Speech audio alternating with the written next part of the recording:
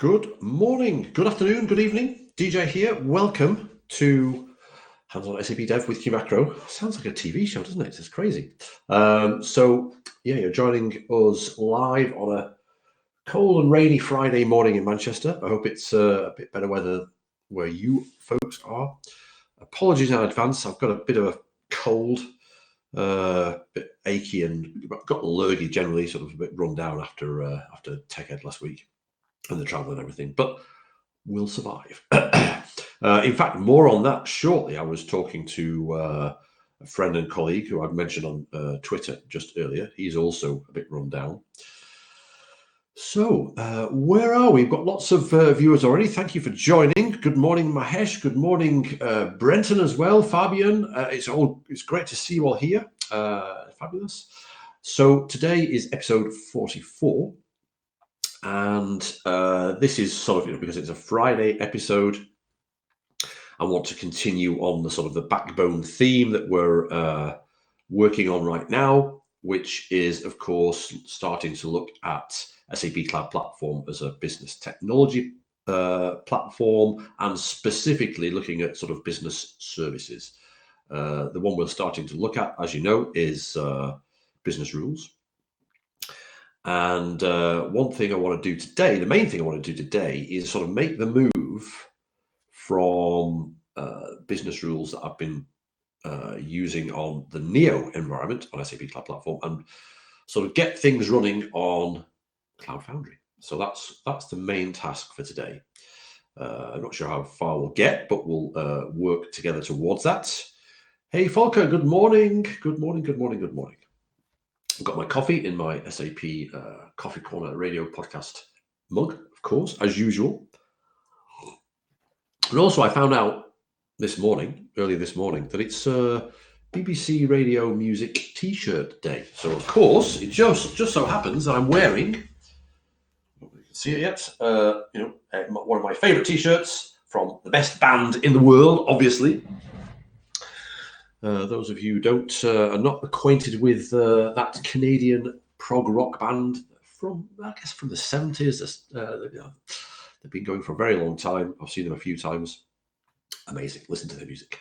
And 2112. Hi, good morning, Mr. Price. Good morning. 2112 classic.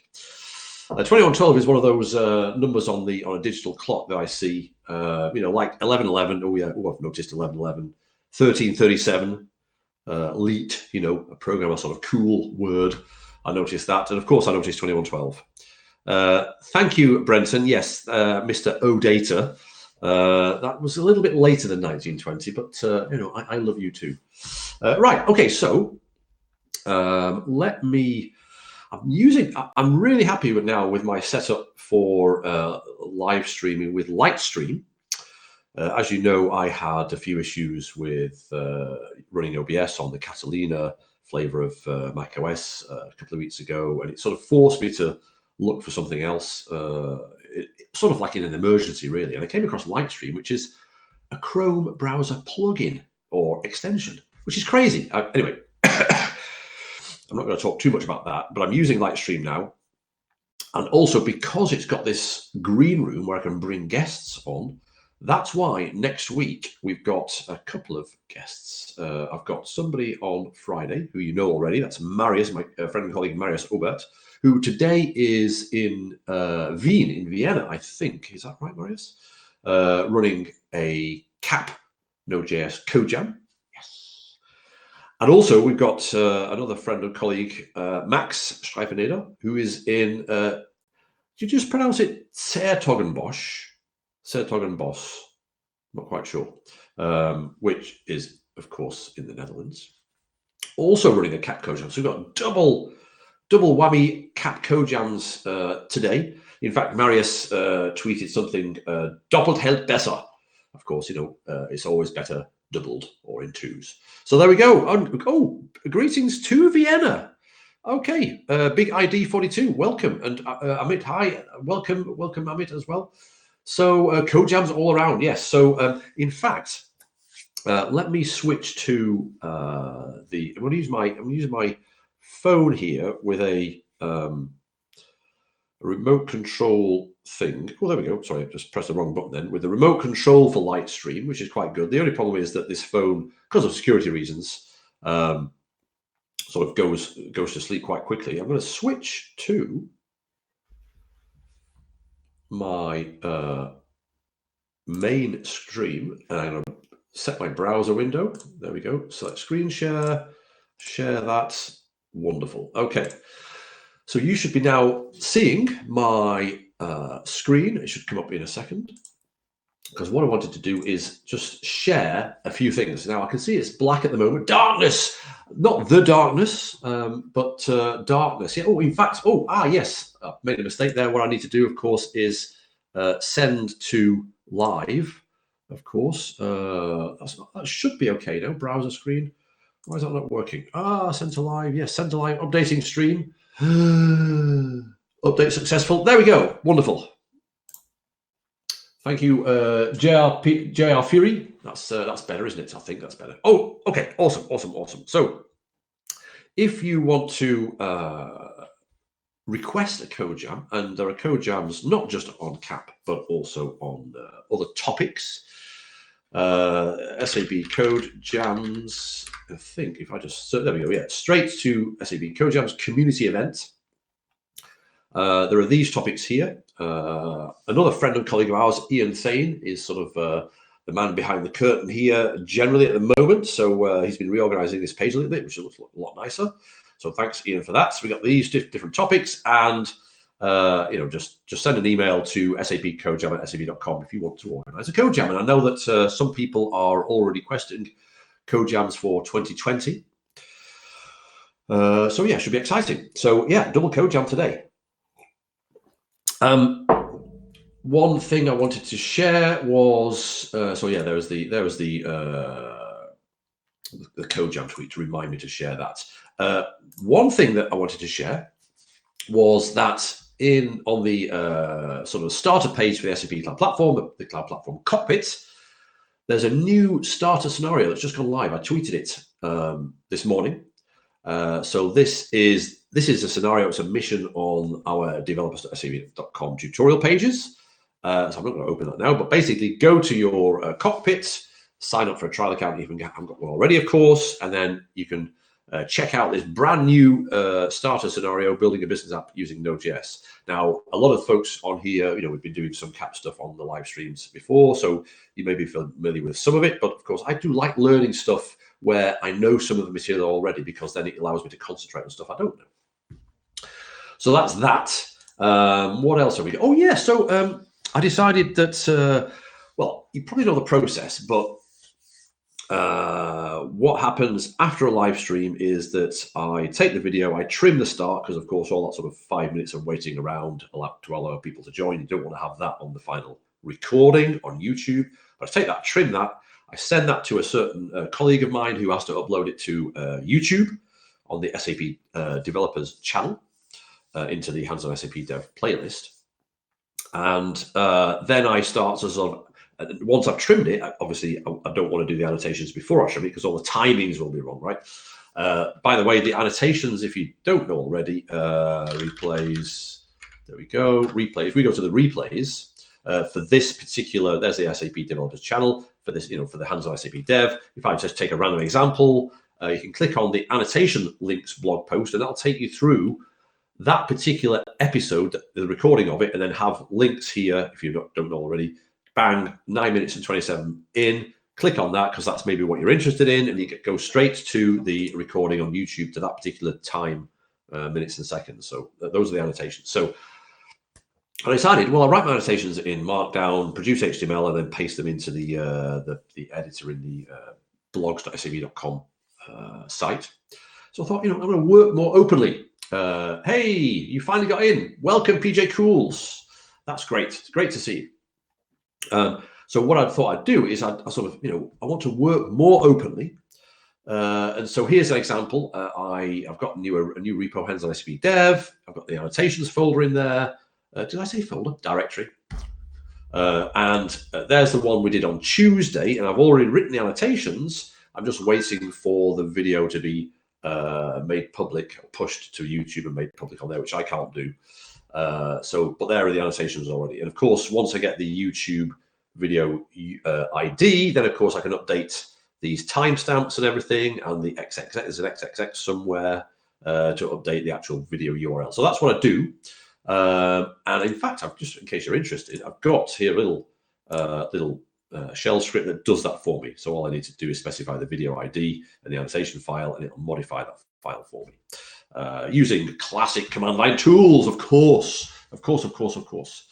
Servus. Gregor, I didn't. No, we're not yet in the main content. We've got to go into the main content. In fact, now. So that's that. And there we go. So the new live stream series upcoming. Yes. Oh, yes. So one announcement then is that this is today. This is right now. I've started to add, when I've got plans for it, I've started to add the sort of upcoming subsequent sessions. So we've got a session, and some of you may have guessed already, next Wednesday, we've got Tom Young coming on, and he's going to show us all sorts of cool stuff that he's been doing in CAP. And of course, it being Tom Young, it's going to be super cool and super interesting. Talking of super cool and super interesting, we're going to do what we tried to do the other week, but when we were sort of stopped by the wonderful Catalina upgrade, we're going to have Marius back on, and he's going to show us the SAP Business Application Studio. So that should be awesome as well. So Wednesday next week is Tom Young in the afternoon in the UK time, which is morning his time. And Friday at the normal time, as in this time, normally next Friday, we've got Marius on as well. So that's that. So let's get started. So yeah, that was. I don't want to take it. Oh, that's a bit big. I don't want to take any more than that time. There we go. That's better. So it's 10 past. So I want to start where we left off here last time in the Neo environment. And what we had done was we'd seen that I've already got a service enabled in Neo. This is from a while ago, right? And in the Neo environment, we've got this manage. Excuse me. We've got this manage rules project action, which takes us to a nice. In fact, I can get rid of the bookmark thing there, but a little bit more screen real estate. I'm still using my lovely tiling window manager, and in fact, I can sort of change that. In fact, I'll do that full screen for now because then we've got the maximum space. So this is our sort of administration UI for the business rules project, which we saw last time. And that is basically when you enable the business rules service on Cloud Platform Neo environment, you get this automatically as a link, as we've just done now. And also, just while we're here, what we had a look at last time was the airline discounts, project. And we even used the API to call, to make a call to the airline discounts rule service to ask for what the answer was, given the airline Lufthansa, the discount was 12%, or whatever that was, right? So we've actually called it. So what we want to do is sort of start thinking about, well, let's go to Cloud Foundry and get the same setup. So the ultimate goal of this small piece is to have the ability to define an airline discounts business rules project in business rules on Cloud Foundry. Now, of course, when we get there, I could export this and import it, but I don't want to do that. I wanted to go through and actually define it step by step, because when I was first doing this, I did have a bit of a brain ache with, okay, well, there are data objects, there are rule services, there are rule sets, there are rules. It's actually it surprised me that it was as involved as that. But once you think about it, it makes a lot of sense that it's this this complex, because it gives us a lot of flexibility. But anyway, I'm going ahead of myself. What we want to do is set up the business rule service on Cloud Foundry and also get this administration UI, which is a little bit more work. It's a one-time piece of work, but it's worth it, okay? And for those of you who've already tried this, it's changed very recently. I was talking to one of the process orchestration, intelligent enterprise process orchestration service folks, a super person called Archana Shukla, who I'm sure you know from her blog posts. I bumped into her in TechEd Bangalore last week, and also in TechEd in Barcelona. And she mentioned that things have got a lot simpler, which is great. So we're going to do that. So let me close that. And I'm going to go back to the cockpit because I just want to make sure that people know. Oh, no, that's not that one. I want to go to the cockpit, which is there. I'll make it a bit small again. I want to make sure people know where to go. So basically, if you're not seeing the newish cockpit, you've got the Web IDE button here if you do want to launch the Web IDE, and we will be doing. That still runs on the Neo environment. And if you enter your trial account, this will take you straight to the Cloud Foundry environment context of your trial account. If you want to go back to Neo to have a look at something, there's also a link down here somewhere. There we go, Access Neo Trial. Okay. So let's enter our trial account. And as you can see, I've got a trial account just like you have. Mine starts with I34. That's my ID, right? So that's fine. And we want to set up the business rule service. And as you know, or as you may know, in Cloud Foundry, there's a concept in Cloud Foundry of an application. There's a concept in Cloud Foundry of a service. And there's a concept of the service marketplace as well, where services are available. You can have also user-defined services.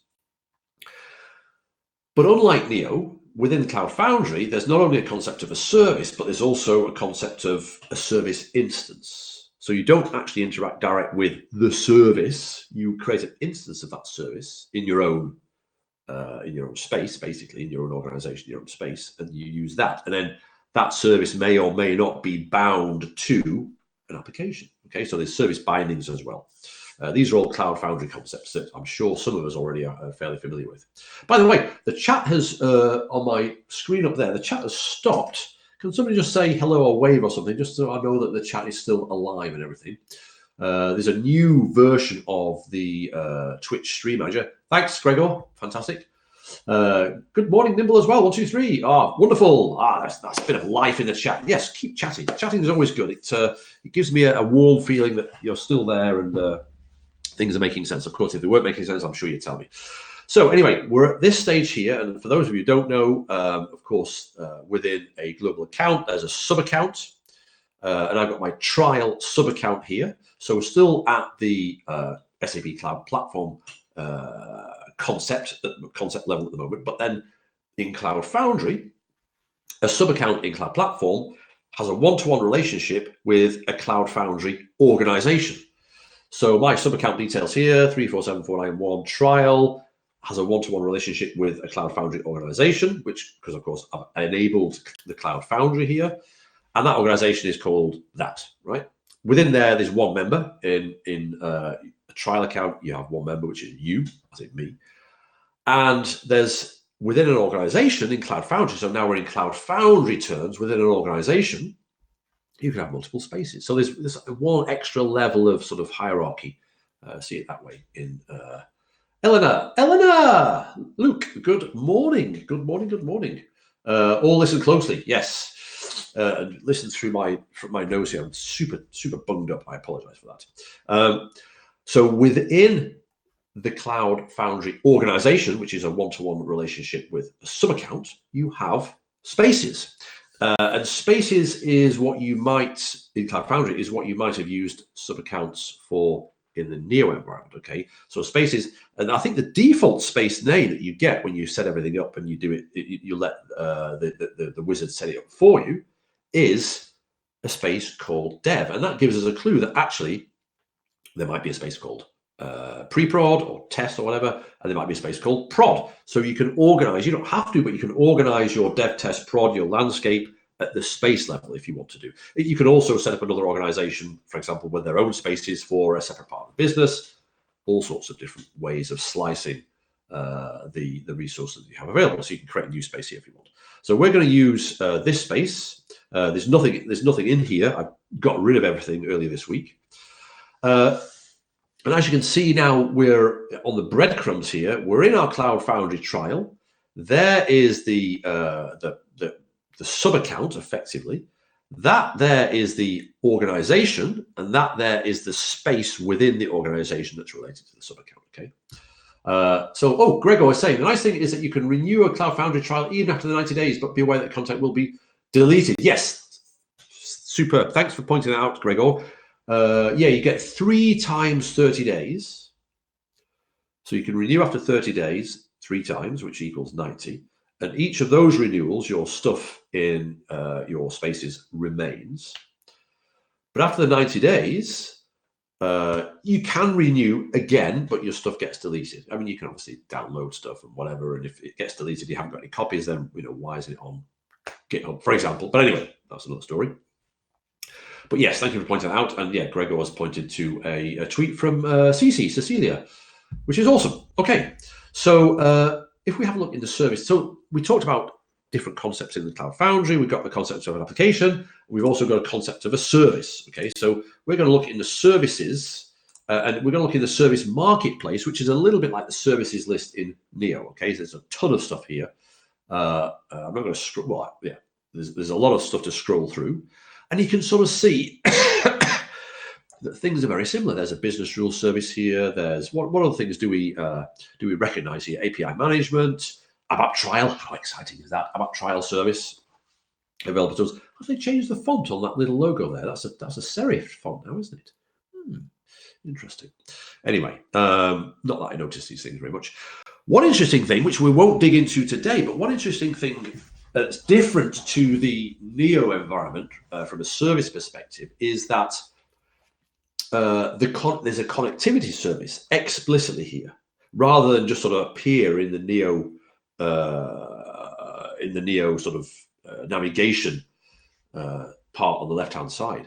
And there's also a destination service as well. Okay, so whereas within Neo you would have this connectivity part in the navigation, and destinations would be a child of the connectivity, and you could define a destination like that. The way that connectivity and destinations work in Cloud Foundry is a little bit different. You have the destination service, you create destination instances, you have the connectivity service, you create a connectivity instance. So just be aware of that as well. The HTML5 application repository, we've got an equivalent of that in Neo as well. And actually, we'll be looking at this hopefully later today, or we'll be using that once we start to set up the business rules administration UI. Anyway, where's the business rule service? There we go. There's the business rule service. I've already got it enabled, okay, and I've enabled it with the plan that's available to me as a trial user, which is this light plan, plan for usage of business rules with non-productive applications. That's cool. And so if I go to instances, I have no instances. I've deleted everything earlier this week, like I say. So the first thing to do is, hold on. That message could do with being clarified, John. Is this the message about the 90 days and the deletion of stuff? Please voice that. Yes. Yeah. So there's I know that there's a working group inside of SAP that I'm sort of very grateful to play a small part in. Looking at trial in general and how we can improve the experience, how we can improve the developer experience. So that's an ongoing working group. I don't want to put them on the spot and say we're going to do X, we're going to do Y, because I don't know what we're eventually going to do. But we're definitely very aware of the challenges and what we as developers need to do when we're sort of doing proof of concepts and everything. So watch this space. So what else have we said, Volker? Yes. So yeah, please just let us know. Let us know. Also, by the way, there's that developer survey. I think Gregor, you've already completed it. Can you post a link to the developer survey, please, in the chat so people can go and do the developer survey? It takes about 10 minutes. It'd be really super useful for us to learn about what you think as well on that. And thank you in advance, Gregor. So we're going to create a new instance of the business rules service. In fact, I'll press that now, and we'll get it running. Okay, so yeah, there's the light plan. I'm going to just click on through because there's no particular parameters that I want to specify. There's no application that I have that I want to assign or create a binding for because there's no applications. I'm just going to call it. Move my cup out of the way. Business-rules. Okay, I'm going to call everything business-rules. one of the things I always have a problem with is that if I'm doing things for the first time, then I never know what to call things. I make things up, and then like 5 minutes later, I've forgotten what I decided to call it, and I was like, oh. So I'm going to call everything business-rules. Creation, okay, that's good. Bind an application after the service instance has been created. So there's that concept in Cloud Foundry of a binding between an application and a service instance. Okay, so we're creating that now. So while that's creating, what time is it? Oh, 8:25. That's good. While it's creating, thank you. There's the developer survey. Yes, definitely worth taking the 5 minutes. Thanks, John. Coffee. Yes, Coffee Corner Radio. So if you've not already subscribed to the SAP Coffee Corner podcast radio series, here's my lovely mug. Here's my other lovely mug. For those who know slang in English, please subscribe because it's got a lot of awesome content. And yeah, there we go. So PJ Cools, is that who's PJ Cools? Should I know who PJ Cools is? Is that Jacob? I know that you're up in Europe at the moment, so it could be you, couldn't it? I don't know. Anyway, we're creating. So that's what we want to do. Once that instance has been created, we want to create a so-called service key for that instance. Because one of the things we're going to want to do, maybe not today, but on the next live stream, what we're talking about business rules is if we go to the API Business Hub. Thank you. Oh, it's Phil, of course. What am I talking about, Phil? You were even working out the time zone. I apologize, Phil. My brain's not working properly because I've not been running for the past few days because I'm feeling pretty awful. I really enjoyed our run in Las Vegas. Sorry, Phil. So what we want to do is eventually set up this business rule project and call it. And if you remember last time, a bit smaller, but last time, business rules, we found a whole slew of rule sets, rules, I guess, we found a whole set of APIs. So I've worked out that in the API Business Hub, this little logo here, like a world with things coming out of it, that's like an API group or family of APIs. And then these are APIs themselves, these sort of share things here. And as we know, we've got rule authoring and rule execution. And of course, there are APIs for those for Neo and also for Cloud Foundry. And as we looked at very briefly last time as well, there's a deprecated version 1 for the execution API. And there's also a version 2. I think last time we used the version 1 of the execution API. Or did we use version 2? I can't remember. Anyway, what we want to do eventually when we get everything set up is call the authoring API and call the execution API and sort of hit our project and make some calls. Yes, don't ask me about time zones either, Phil. Time zones. When I'm doing the upcoming thing, I always have to go to Google and say time in Sydney, work out what that is. Look, because it's not the time zones per se; it's the daylight saving that really gets my brain melting. Okay. So that's a nice bit of rambling while the service is being created, the instance is being created. So we've got our business rule service. And in order to, the reason I showed you the API hub, in order to use the API hub and make calls, we need to authenticate. And to authenticate, and it's with OAuth 2, we need to create some service keys. So you don't have to create service keys for every service instance, but in this particular case, we'll create some service keys. I'm going to call them, again, anytime I'm asked for a name, I'm going to say business rules. That's my new way of saving my brain. So we're going to create these service keys. Now, I'm hoping, there we go. There's some service keys. The client secret is not shown here, so you're not going to see everything. So I'm not worried about this being shown to people. I'm going to delete this anyway after this live stream. But in order to make API calls to this service, we need the service key data, specifically the client ID, the client secret, and also the URL endpoint. Okay, and we get that all from this particular service key. So we've got the service set up. Okay, we've generated a service key, which we didn't need to generate in Neo, of course, because in Neo we can make calls to the APIs via with basic authentication, but certainly with this particular service, and I think with many other services as well, you need to use OAuth 2, which is more secure, obviously, but it's also more involved. Okay, and actually, what we'll see is that the API Business Hub, the sort of the try out URI, try out API thing, which I find a little bit sort of hard to use. Like, whoa, scroll up, scroll down. Actually, in the background, once you start using OAuth, it does a ton of work for you, which is really nice. So, swings and roundabouts. In order to be able to use this service, we've got to give ourselves access. And this is a similar concept to what we had in the Neo environment as well. Once you went to the service, you could go to the actual maintain authorizations, which I think we saw in the links this morning, right? So in fact, let's go to here. Let's bring this up there. Yeah, let's look at the business rules. Yeah, when we say configure business rules runtime and configure the business rules repository and the runtime, we get links to give ourselves roles. So what we're going to do now in Cloud Foundry is the equivalent of what we sort of do here, right? So we're going to close that again.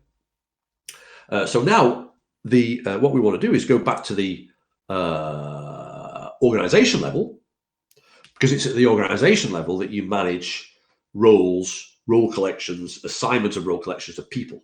Well, there's lots of chat here. Sorry, I keep missing it. In fact, I've got the keyboard here. So as some of you know, I've got a TV screen mounted on the wall up there with the Twitch, what's it called, like the manager, so I can see the live stream, I can see the chat, I can do things. But I've got this extra rubbish keyboard here, but it's fine for now. I can move. What's happening to my cursor? Is it switched off? Oh, keyboard switched off. Is it? I don't know. Oh, there we go. See if I can move the chat up a bit. Oh, there we go.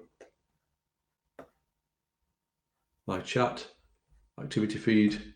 How do I close that? Oh well, that's a big fail. Oh, there we go. I can divide it off so I can see. I want to see more chat basically. There we go. So somebody says can't seem to find business rules in Service Marketplace. That's interesting. Are you the only person, JR Theory? Are you the only person that's not finding business rules in Service Marketplace? It might be related to the specific trial you have. Are you logged on to your trial account? Are you logged on to a production account? Could be something to do with that. It could also be that you've recreated your trial account, and when you do that manually, you've got to remember to give that account entitlements explicitly. Okay, so if you let the wizard set it all up for you, then entitlements will already be set for that trial account, that sub account of the organization that's related to it. I've set up new trial accounts and new sub accounts and organizations manually, and have had to go into the entitlements and assign entitlements to that new sub account and organization. So you may have to do that. Yeah, so that's right. That's all right, Phil. PJ Cools. Sorry, I apologize for. I did know you were PJ Cools. Anyway, yeah, that's cool. Because I think it is important to sort of go slow here and understand things. I'm just going to blow my nose. Oh, really bummed up. Hope that doesn't come too loud on the microphone. So yeah, we're going to define a couple of roles. So there's a couple of roles related to being able to administer the business rules service. As we saw just now when I opened up the Neo thing, and as we've seen in the API Business Hub, there are basically two strands to the business rules thing, right? There's the design time. I'm going to call it the design time and the runtime. The design time is basically the repository where you're, creating business rules projects and editing them and updating them and adding components to different rules and rule services and rule sets and everything, right? And then there's the runtime where you want to be able to invoke a business rules service and say, in our airline discount example, you want to be able to pass British Airways and get 2% back or whatever it is, right? So there's the design time and the runtime. And there are roles and authorizations related to what you can do, design time and runtime. We're administrators, so we're going to give ourselves all access, and there's actually a super user type role. And the easiest way to do it is to create a role collection. And again, whenever I'm asked for a name, I'm going to call it business rules. There we go. There's the business rules role collection. And now, what's in there? So there's no roles in there right now. So I'm going to add a couple of roles. Brilliant. J.R. Fury, that's good. Great that the entitlement thing was the thing that was the problem. Lots of things there, sorry. So great. So you can play around, play along as well. So I'm going to add a couple of roles.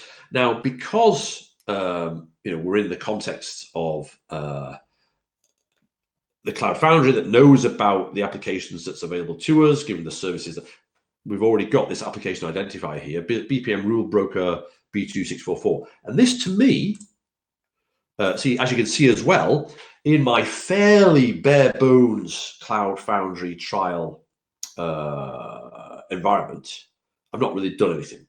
However, in the same way that with Neo, the connectivity service already works and is set up and you can define destinations and go ahead with that. As you can see here, we've already got, or I've already got the equivalent, the Cloud Foundry equivalent of the connectivity service and the destination service applications. I'm connected to those already, but I'm also now connected to the business rules service that we've just created an instance of, right? So that's this B2644. So there's our application identifier, and as you can see here, there's actually only a couple of role templates. We're going to add roles for each of these role templates. We're just going to add all the things. Hey Mahesh, that worked for you as well. That's great. So we're going to add the repository super user. As you can see here, I'm going to choose that, and within there, there's only that thing anyway. So basically, it's actually, there's a lot of pull downs, but we're only adding a couple of. We can only add a couple of things anyway. And then we're going to add the. We've added the repository one, and now I'm going to add the runtime, right? And the runtime, there's only a choice of runtime anyway, right? So that's it. So we've created a role collection of two particular roles relating to being super user for the repository aspect of business rules and the runtime aspect of business rules. So that's it. So now we have this role collection. Let's go back here. In fact, let's go back to here. See that role collection. You can see it listed there. That's nice.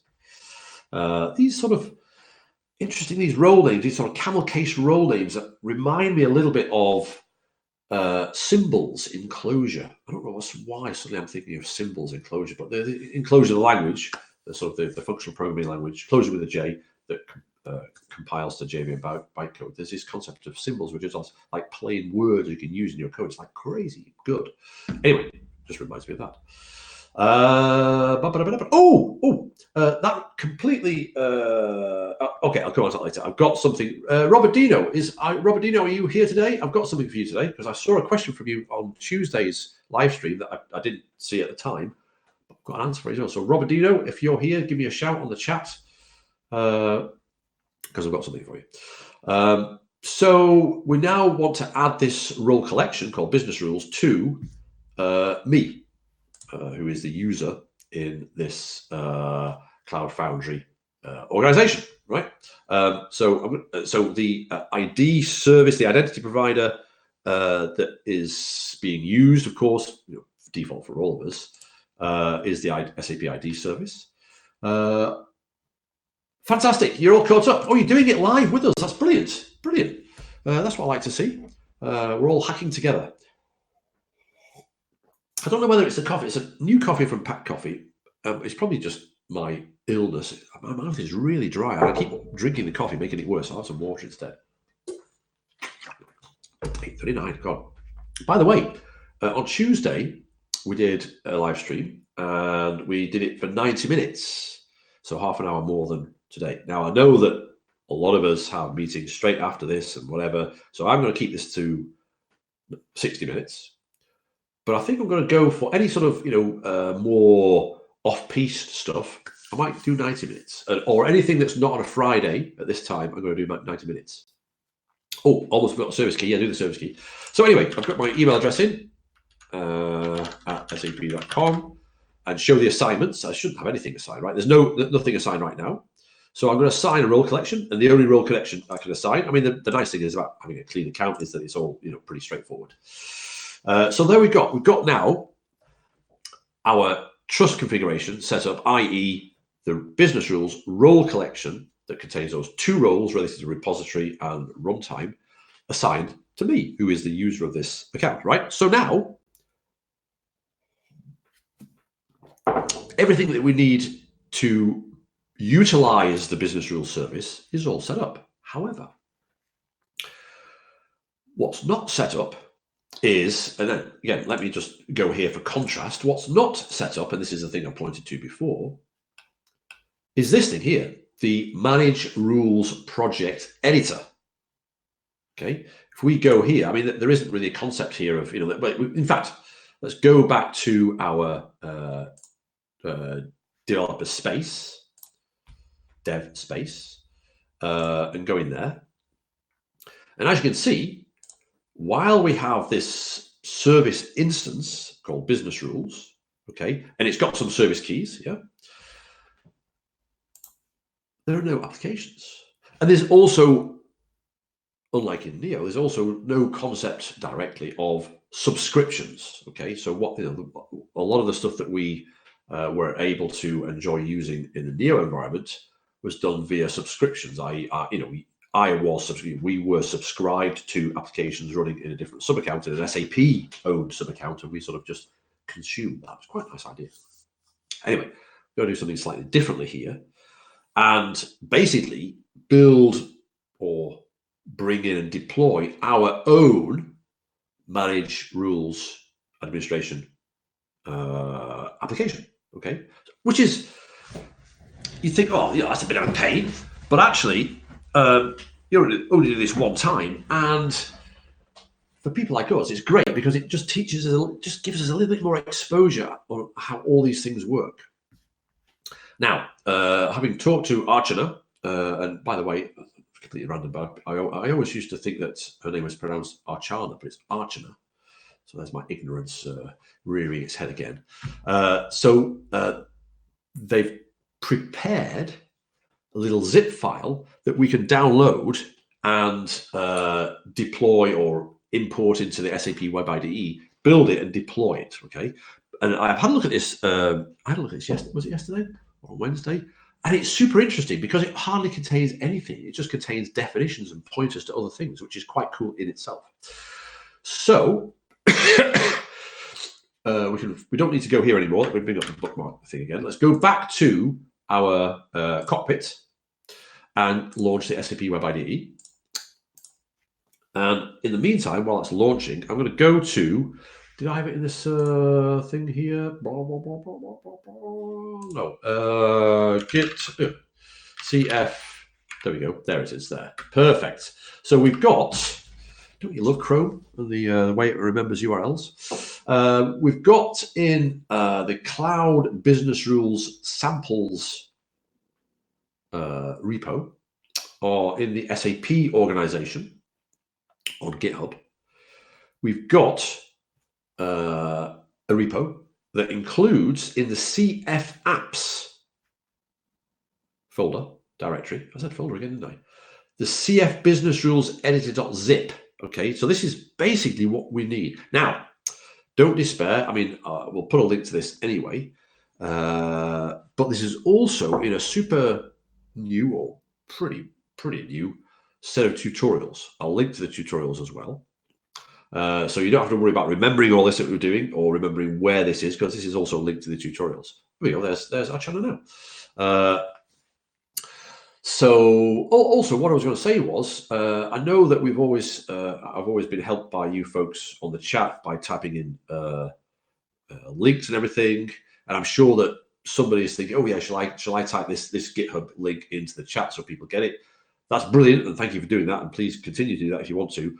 But I also always, just looking at GitHub repo, always try to include all the links that we talk about in the annotations, in the show notes. So you can always go to the show notes. And now that I'm doing the show notes sort of, out in the open, raw, because this one here, this annotations for Tuesdays, there it is there.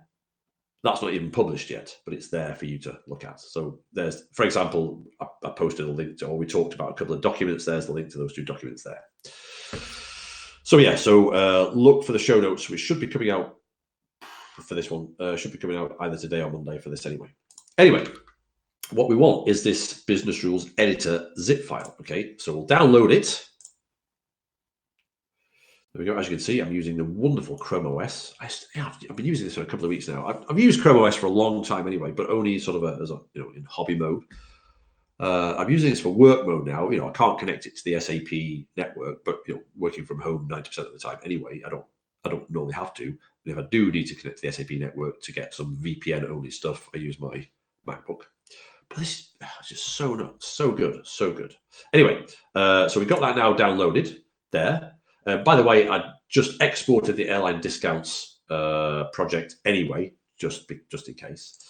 So that's what that is there. So we'll now go to Web IDE. Oh, hello. No thanks. And I've got somewhere. That wasn't loading because it was in the background. There we go. No, that was a bit of a fail on my part, wasn't it? Anyway, thank you, Gregor. I knew you would sort that out for us. So I've got here a workspace called Hands-on SAP Dev.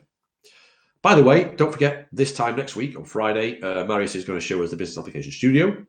So in here, we've got this old cat project. So all I'll do is I'll import that thing that I've just downloaded, which is a zip file, that one there.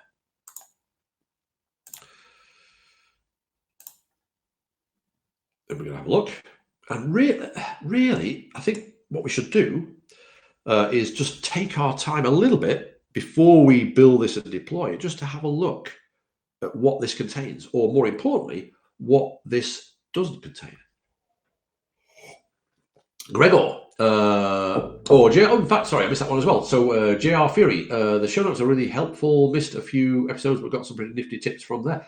Thank you. That's good feedback. Yeah, I write these show notes, or the annotations, show notes. Maybe I should call them show notes instead. And I never know whether people find them useful or not. So let me know, or just comment on the show notes, on the blog post, or comment here. Just tell me. Thanks, JR Perry. That's great to know. So Gregor says, thinking it would be a lot easier if SAP could provide a subscription like to the portal service, so I don't have to install anything for the editor, which needs on my program. Yes, I mean. Yeah, I think you have a good point there, Gregor. Again, I can't speak for the teams that are looking at that right now, but I know that, again, that is being taken into account as part of the whole sort of developer experience work stream. Yeah. But yeah, fair enough. So Phil, still having issues enabling the entitlements. Cannot see the enable Cloud Foundry option anywhere. Okay, well. Maybe we can have a look at that after this, or it's quite late your time, so or on Monday or anything. So yeah, give us a shout to Phil on Twitter, or in fact, even better on answers.sap.com, and we can all jump in there and have a look. So anyway, I'm leaving this sort of console log up here because it's quite interesting. I've turned on this show hidden files, so we're seeing the SHA, which is the editor related thing. So all we've got in this zip file is this directory called Business Rules Editor App Router, okay, which again, it's got its own little editor-related .sha file. We've got a .gitignore file. Fine, we'll ignore it. We've got an XS app file, which is not that exciting. So we'll close that. We've got a package.json, okay, which is basically gives us an idea that it's using the Node.js-based router to provide the administration UI service, right? Where's the code for the administration UI? Where, obviously it's a Fury or UI5 powered UI. Where's the UI5 stuff? It's not anywhere, right? And in here, this is the super important thing. Let's just remove that for a second. Can I make that a little bit smaller? Is that still okay if I make that smaller? And also, I'll make that really small there. There we go. So, in fact, we're all console people here, aren't we? So let's look at the code editor, right? That's much better. In fact, if I make this, what happens if I make this full screen? That's better, isn't it? You can see a little bit more.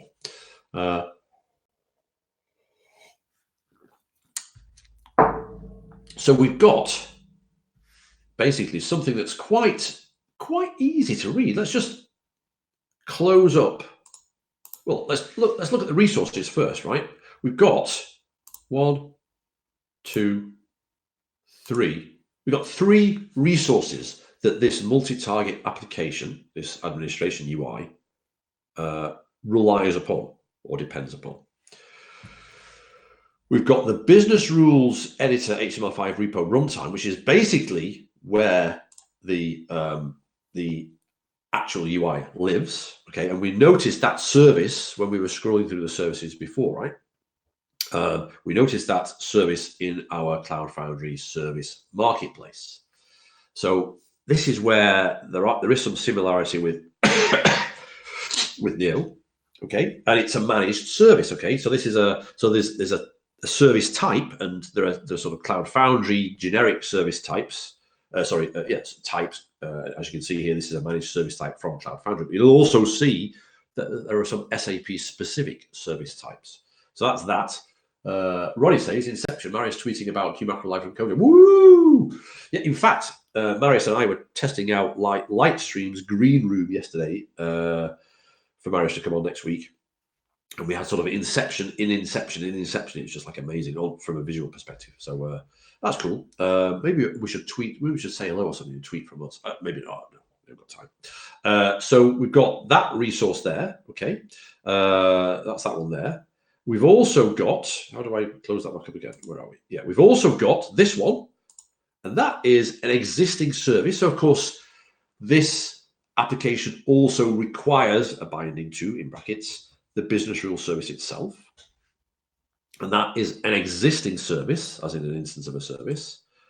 I keep thinking those are the open and close things. And then we've got here the authorization and authentication service that's required, or resource that's required. And it's got some configuration here as well.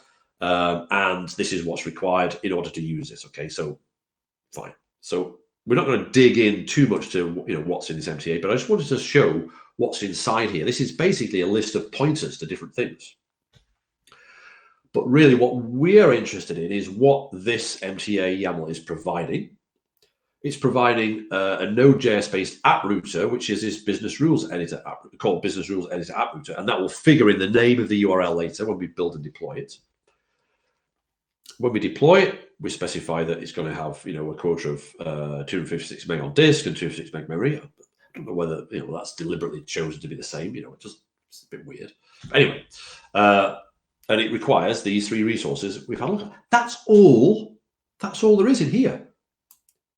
Now, so what we'll do, and in fact, if you're not familiar with the Mta Editor, all this Mta Editor is like a nice UI on top of what we've just looked at. But we're all friends here. We can look at YAML in the raw, in the flesh, naked.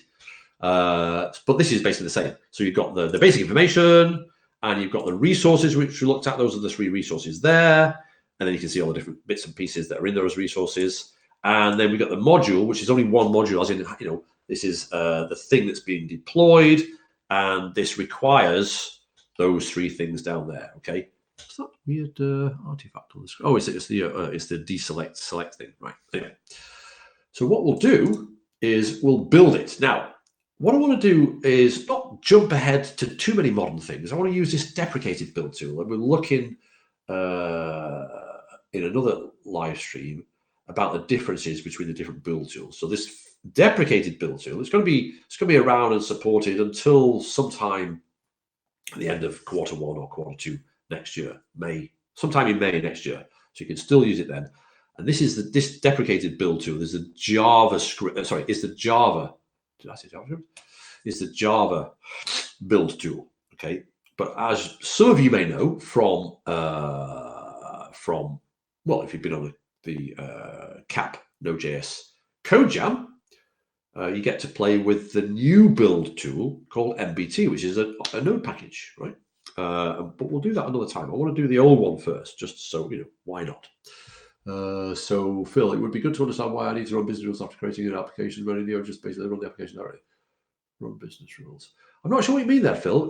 Why you have to run business rules after creating an application. Ronnie, thank you very much for joining. Oh, it's 5-2, yes. Perfect. Yes, exactly. We're getting there with Cloud Foundry. the environments are different. By the way, the environments are different. Some similarities, some differences. But yeah, this is a journey, and this is what I want to take us on. I want each other to take each other on in this live stream series. So anyway, I'm going to click build. Oh yeah, May 31st. Okay, it's deprecated until May 31st. It's supported. So let's now have a look at what happens in the build. And for those of you who have been using this build tool in the past, these things should be familiar. This is partly why I want to show the build tool here. There we go, blah, blah, blah, generating an archive. And what will happen here, over here, is we should see a new directory being created. There we go, Mta archives with the classic archive, the archive format file. So the build is complete, the Mta build. And it's created this mtar, right, which is basically a tar file. And that's that thing there. Okay, so that's that. So we built that. Now, I'm not sure of the size of that, but it's probably quite large because it contains a lot of packages and everything. So now we're going to deploy that to SAP Cloud Platform. And now, of course, we're being asked for where do you want to deploy it to? And of course, by default, it knows I've got my organization and sub-account on the Frankfurt Cloud Foundry, what do you call it? Area, I don't know, EU10. And that's the right organization, that's the right space. I've got different organizations in there, I think. Yes, there we go. So there's the organization and there's the space. I'm going to hit deploy. I'm going to sneeze in a minute.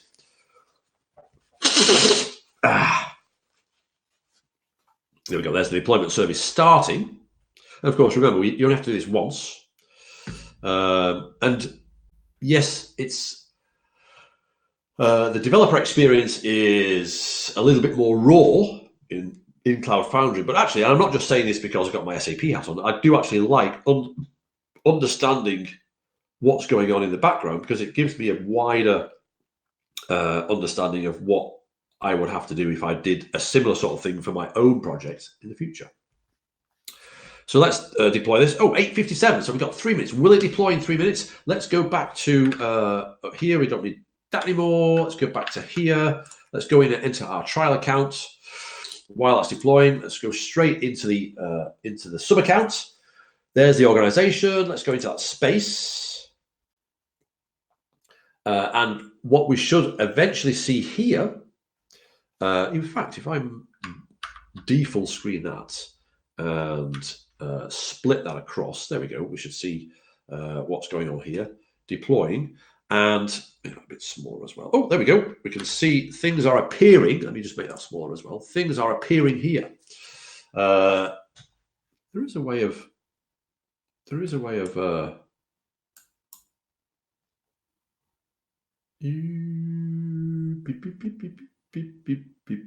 view. I can't remember how to do it.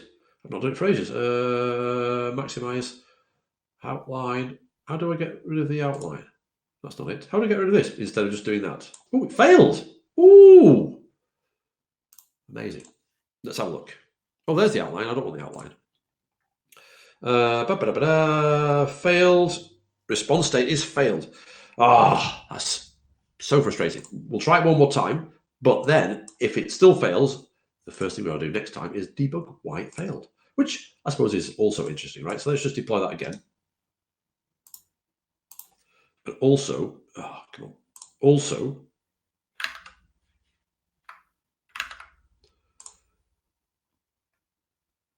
okay, that's not updated. Come on, come on, come on.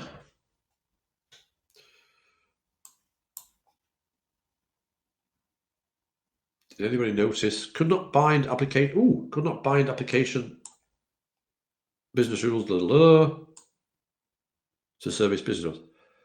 Service. I know why it's failed. What a fool! What a fool! What a fool! What a fool! This is my naming thing, right? This is my naming thing. In the MC, in the what's it called? What is it called? Mta YAML. Do you know what's failed?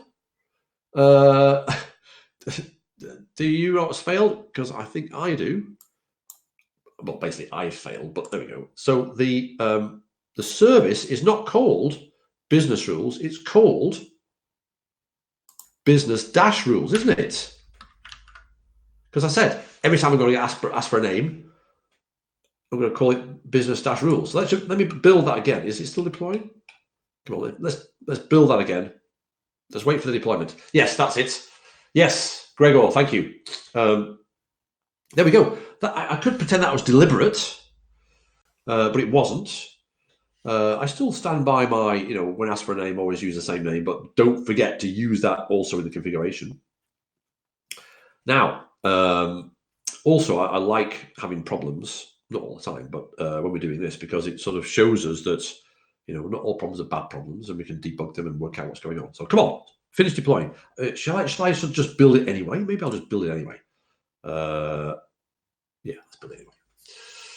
Come on, deploying project.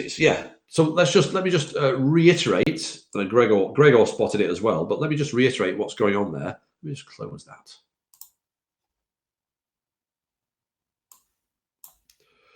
Where was it? Here we go. So this is what I saw. Error creating or updating application business rules editor app router could not bind application business rules editor app router to service business rules. 404 not found. Service business rules not found. Now, that's a pretty obvious error, isn't it? So that's what, deployment failed. Good. Let's build it again. Build. It's 9:01 my time. You've got to leave for a call now. Thank you so much, Gregor, for joining. And yeah, problems are where we learn. Exactly, Brenton. That's so. Build failed. Oh. Task invalid. Okay. Anyway, all right. Let's do this next time. We know why it failed. We'll fix this next time because I do want to keep this to an hour. But there we go. We had a problem. We fixed it. I need to fix it properly. So thanks so much for joining. Have a lovely Friday and a lovely weekend as well. I'll see you next Wednesday afternoon my time, where we'll have Tom Young, and then on Friday next week when we'll have Marius Obert. So fantastic, and that's me. I'm going to try and use my stop going live thing from here. I'm tempted to reconnect. That's no good. So yes, I'm just going to ramble now. So goodbye, and thank you very much for joining. Bye.